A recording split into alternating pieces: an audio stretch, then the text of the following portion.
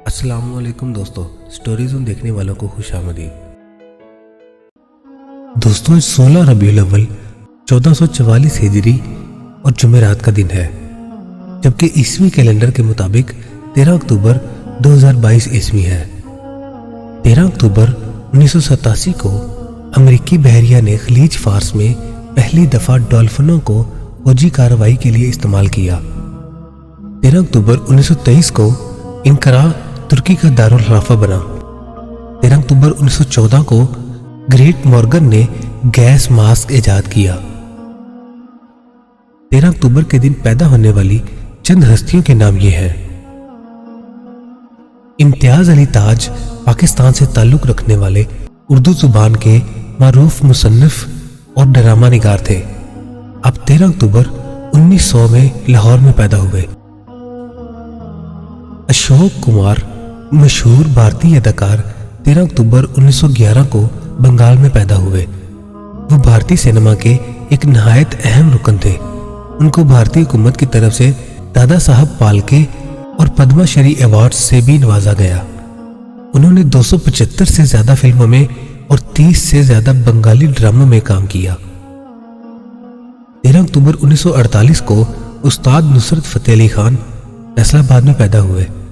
आप अजीम पाकिस्तानी कव्वाल, मौसीकार और मौसीकी डायरेक्टर, बुनियादी तौर पर कव्वाली के गुलकार थे। नुसरत फतेह अली खान को बड़े पैमाने पर उर्दू जुबान में सूफी गुलकार और जनूबी एशिया के सबसे बड़े कव्वाली गुलकार के तौर पर समझा जाता है। उन्हें शहंशाह कव्वाली कहा जाता है। नुसरत फतेह अली खान को 2016 में LA हफ्त रोजा ने अब तक का चौथा अजीम गुलकार बताया था। उनके पास सुत्ती सलाहियतों की एक गैर मामूली हद थी और वो कई घंटों तक आला दर्जे की शिद्दत में कव्वाली पेश कर सकते थे। 13 अक्टूबर के दिन जिन अहम शख्सियात ने वफात पाई उनके नाम ये हैं। रजिया सुल्तान या रजिया सुल्ताना जनूबी एशिया पर हुकूमत करने वाली वाहिद खातून थी।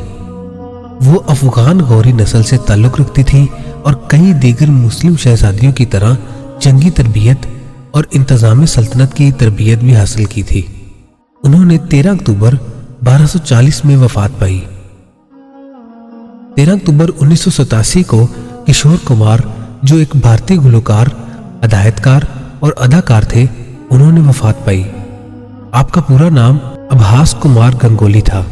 आपने अपने बड़े भाई अशोक कुमार और अनूप कुमार के नक्शे कदम पर चलते हुए फिल्मों में काम करना शुरू किया। न्यू दिल्ली, आशा, झमरू, हाफ टिकट, चलती का नाम गाड़ी उनकी कुछ अहम फिल्में हैं।